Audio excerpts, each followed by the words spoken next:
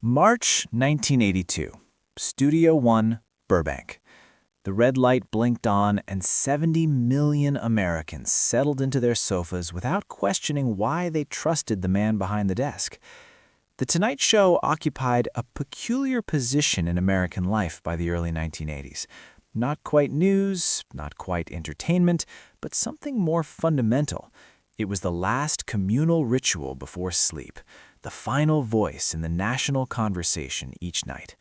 And that voice belonged to Johnny Carson, who had held his position for 2 decades, not through bombast or spectacle, but through something more elusive, the appearance of effortless control. His desk was not merely furniture, it was a checkpoint. To sit beside it meant you had arrived, and what happened during those 7 minutes of conversation could ratify a career or quietly dismantle one.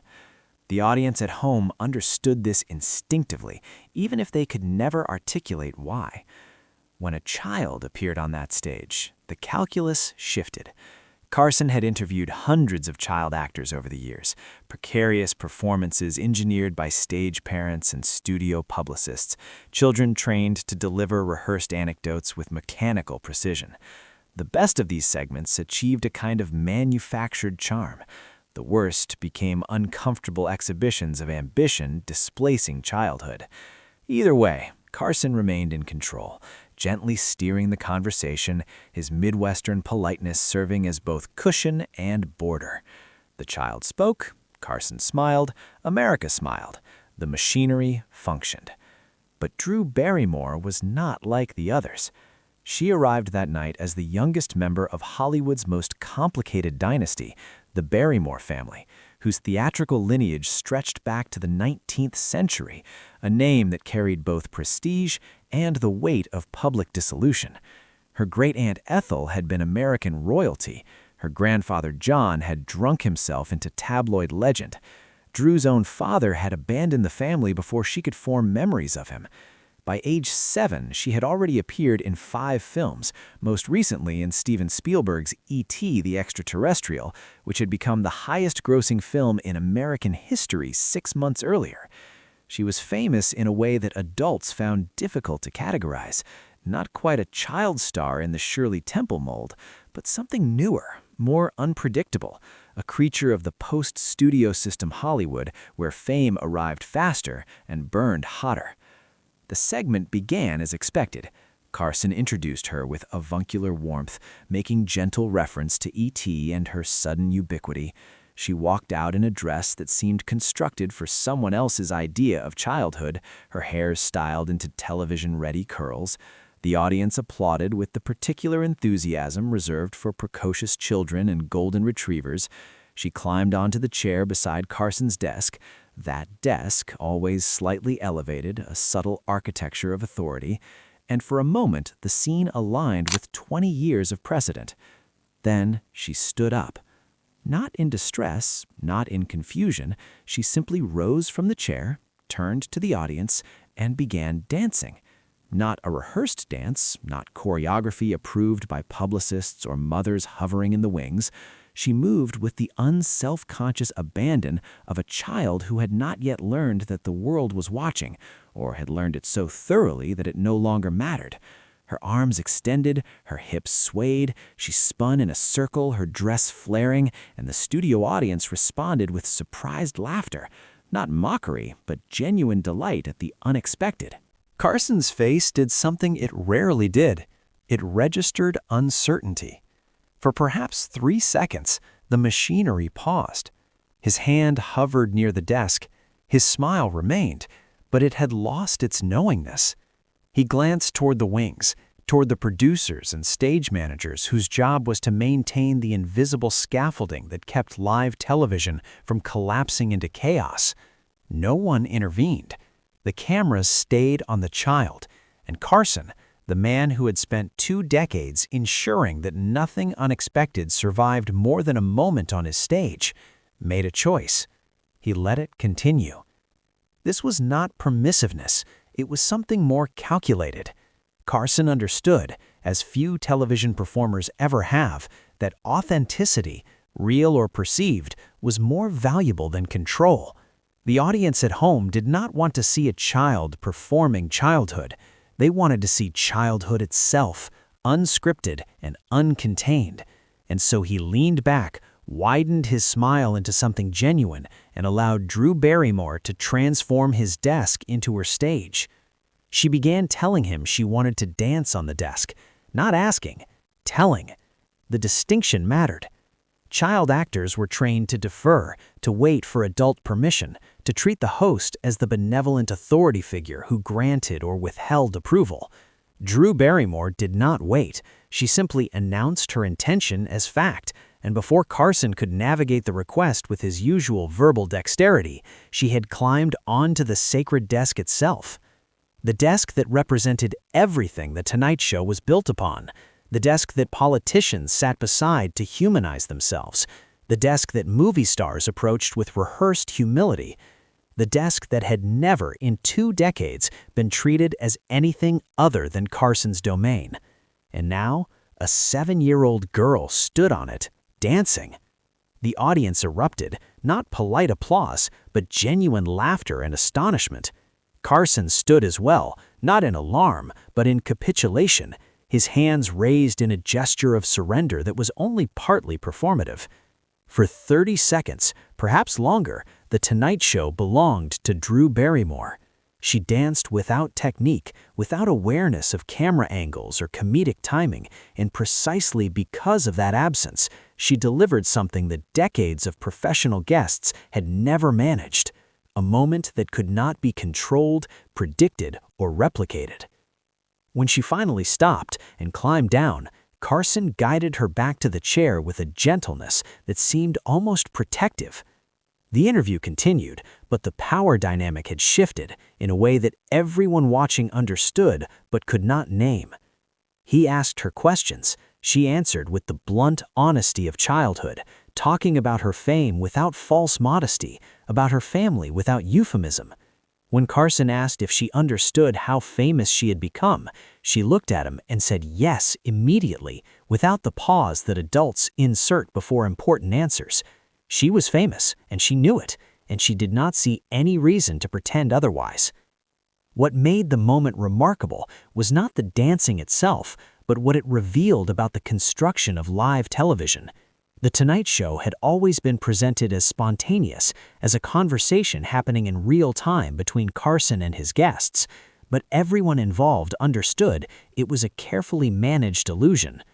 Pre-interviews determined which anecdotes would be shared. Producers provided Carson with note cards outlining the beats of each segment.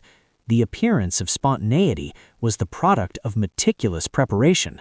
And yet, here, for a brief interval, the preparation had failed, and something genuinely unplanned had occurred. Carson's genius was recognizing that this failure was more valuable than success. The segment became legend almost immediately. Producers who had worked on the show for years would later describe it as one of the few times they saw Carson genuinely surprised.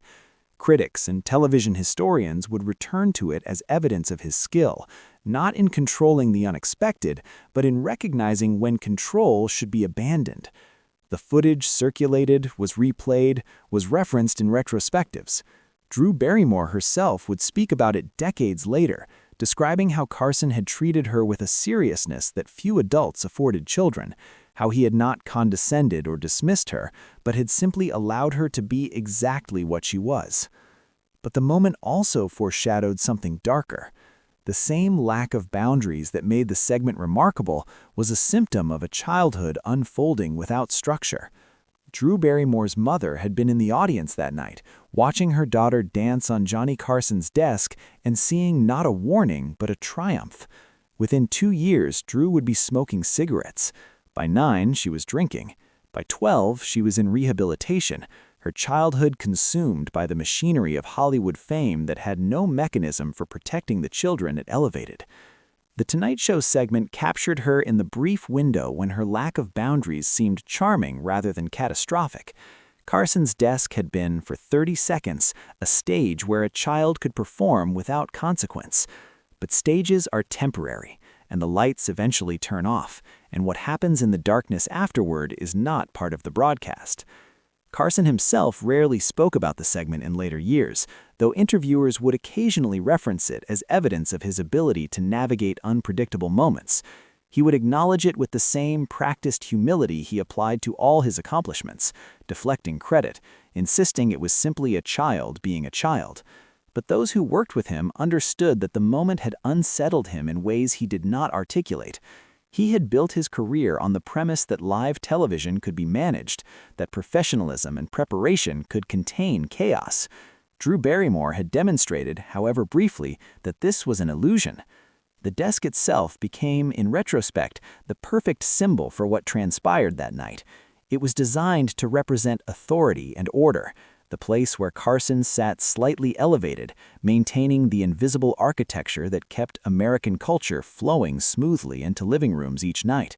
For 20 years, no one had challenged its sanctity, and then a child climbed on top of it and danced, and the audience loved her for it. And Carson, who could have stopped it, who had the power to end the segment or gently guide her back to compliance, chose instead to step aside. That choice revealed the paradox at the heart of The Tonight Show's success. Carson's authority depended on his willingness to occasionally relinquish it. His control was most effective when he demonstrated he did not need to assert it. And his understanding of American culture was sophisticated enough to recognize that viewers would remember the moment a child danced on his desk longer than they would remember 1,000 flawlessly executed interviews with celebrities promoting forgettable films. In the years that followed, The Tonight Show continued its dominance. Carson remained behind the desk until 1992, outlasting competitors and imitators, his position so secure that his retirement became a national event. But the landscape of television had begun to shift beneath him. Cable fragmented the audience. David Letterman brought a more ironic sensibility to late night, treating the conventions Carson had perfected as objects of play rather than sacred ritual. The shared national experience that The Tonight Show represented was dissolving, replaced by niche audiences and specialized content. The Drew Barrymore segment became a relic of a particular moment in American media history, a time when one show, one host, one desk could still serve as the common ground for 70 million people. When a child could do something unexpected on live television and the entire country would discuss it the next morning, not because algorithms had targeted them, but because they had all been watching the same thing at the same time.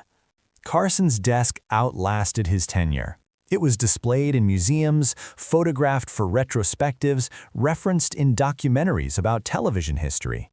But it remained, fundamentally, a piece of furniture, wood and metal arranged to suggest authority.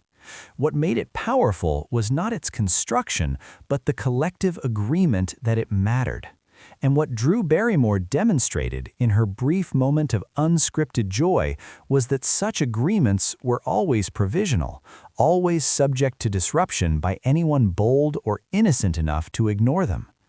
The final shot of the segment showed Carson sitting back down, straightening his tie, preparing to transition to a commercial break with the practiced ease of a man who had executed that gesture 10,000 times. Drew Barrymore sat beside him, her energy finally settling, her face flushed with the exertion of dancing. He looked at her with something that might have been admiration or might have been recognition. The acknowledgement that she had just done something he could never do, precisely because he had spent his entire career learning never to do it. The applause sign blinked, the audience responded, the cameras pulled back, and for a moment before the screen went dark, Johnny Carson's desk was just a desk again, waiting for the next guest, the next segment, the next carefully managed illusion of spontaneity. But everyone who had been watching knew they had witnessed something that could not be replicated, a hairline fracture in the machinery of American television, visible only because a child had not yet learned that some surfaces are not meant to be danced upon.